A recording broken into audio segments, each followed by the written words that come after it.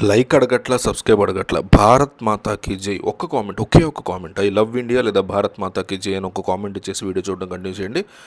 ప్రస్తుతం అస్సాంలో బంగ్లాదేశీ చొరబాటుదారులు భూమిని కబ్జా చేసే క్రమంలో వాళ్ళు చేస్తున్నటువంటి పనుల గురించి వాళ్ళని తరిమి పారేసేటువంటి కార్యక్రమాన్ని, భూమిని రక్షించే కార్యక్రమాన్ని అక్కడ ప్రభుత్వం చేస్తుంది. అస్సాం ముఖ్యమంత్రి హిమాంత బిశ్వ శర్మ 2021 ఆయన ముఖ్యమంత్రి అయ్యారు. అప్పటి నుంచి కూడా ప్రభుత్వ భూములు, అటవీశాఖ భూములు ఈ రెండూ కాకుండా అస్సాంలో ప్రత్యేకమైన తరహా భూమి ఉంటుంది. దాన్ని గ్రేజింగ్ రిజర్వ్స్ అంటారు. అంటే పశువుల్ని మేపుకునేందుకు ప్రత్యేకంగా ఉద్దేశించినటువంటి భూములు గ్రేజింగ్ రిజర్వ్స్, గోచర భూములు.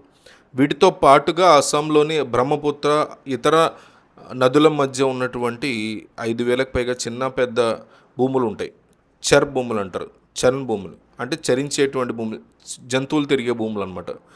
దీనితో పాటుగా 600కి పైబడి 16వ 15వ శతాబ్దంలో ఏర్పడిన ధార్మిక సత్రాలకు సంబంధించిన, అంటే సత్రాలు అని పిలుస్తారు. ఈ సత్రాలు చెందినటువంటి భూమి ఇవన్నీ కూడా బంగ్లాదేశీ చొరబాటుదారుల చెరలో ఉన్నాయి. వీటిని విముక్తులు చేసేందుకు ఏడాది పెద్ద ఎత్తున ప్రయత్నం జరిగింది.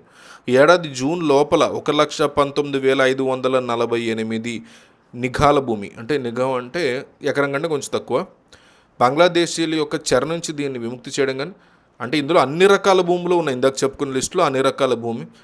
సో అదేవిధంగా కొండ ప్రాంతాల్లో, అటవీ ప్రాంతాల్లో ఉన్నటువంటి నాన్ ఐడెంటిఫైడ్ భూములు ఉన్నాయి, చర్ భూములు ఉన్నాయి. వీటన్నిటిని కూడా దాదాపు 1,19,548 నిఘాల భూమిని వాళ్ళు విడిపించారు జూన్ నెల మొదట్లో. జూన్ తర్వాత నుంచి, అంటే ఒక జూన్ నెలలోనే జూన్ 13వ తారీఖున కొన్ని ప్రాంతాలు, దక్షిణ ప్రాంతంలోని మాజులి ప్రపంచంలోనే అతిపెద్ద నదీ ద్వీపం ఇది. ఈ నదీ ద్వీపంలో కూడా 4 తాలూకాలు ఉన్నాయి. మాజులి, ఇబ్రూగఢ్ జిల్లా, దుబ్రి జిల్లా, బంగ్లాదేశ్ను ఆనుకుని ఉంటుంది ఈ దుబ్రి జిల్లా అస్సాంకి. నగరీ నుంచి 13 కిలోమీటర్లు ప్రయాణిస్తే వెంటనే బంగ్లాదేశ్ కూడా వచ్చేస్తుంది. బంగ్లాదేశ్లో బాగా ఎక్కువ ఉన్నటువంటి బొజాలి, కామ్రూద్ ఇలాంటి జిల్లాల్లో కూడా కంప్లీట్గా వీళ్ళు ముస్లిం మెజారిటీ డిస్ట్రిక్ట్, ఇక్కడ కూడా చాలా ఎక్కువగా భూములు కబ్జా చేశారు. 15,200 నిఘాల భూమిని బంగ్లాదేశ్ల చెర నుంచి విముక్తం చేయడం జరిగింది. జూన్ 3వ తారీఖున జోహాట్ అనే అప్పర్గా ఉండేటువంటి ప్రాంతం, ఈ ప్రాంతంలో ఆజాద్ చౌదరి అనేటువంటి ఒక బంగ్లాదేశీ ముస్లిం నాయకత్వంలో వందలాది ఇళ్ళు బంగ్లాదేశీయులు ఇల్లు కట్టుకుని ఉండడం మొదలుపెట్టారు. ఈ ఏరియా పేరు ఢాకా పట్టి.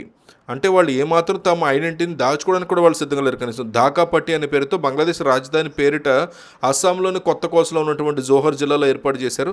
దానిని కూడా విముక్తం చేయడం జరిగింది. జూలై 8వ తారీఖున దుబ్బిరిలో 1,150 ఎకరాలని విముక్తం చేసి 1,400 బంగ్లాదేశీల యొక్క ఇళ్ల నుంచి తరిమి పారేశారు వాళ్ళని. లఖింపూర్లో కూడా చాలామంది ఇళ్లని, గ్రేజింగ్ రిజర్వ్స్లో కట్టుకున్నటువంటి ఇళ్లని స్థానిక పశుపాలకులకి అక్కడ పశువులు మేపుకునే స్థలాలు లేకుండా కాలనీలు పుట్టించారు.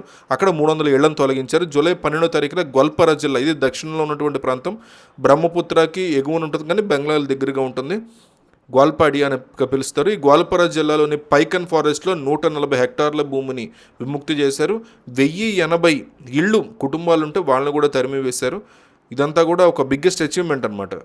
2,700 స్ట్రక్చర్స్ ఉన్నాయి. ఇళ్ళు, పశువులు, కొట్టాలు, స్కూళ్ళు కట్టుకున్నారు, మదర్సాలు కట్టుకున్నారు, మదుసులు కట్టుకున్నారు. వీటన్నిటి కూడా ప్రభుత్వ అటవీ భాగంలో ఉన్నటువంటి భూములు, వాటన్నిటి కూడా తరిమేయడం జరిగింది.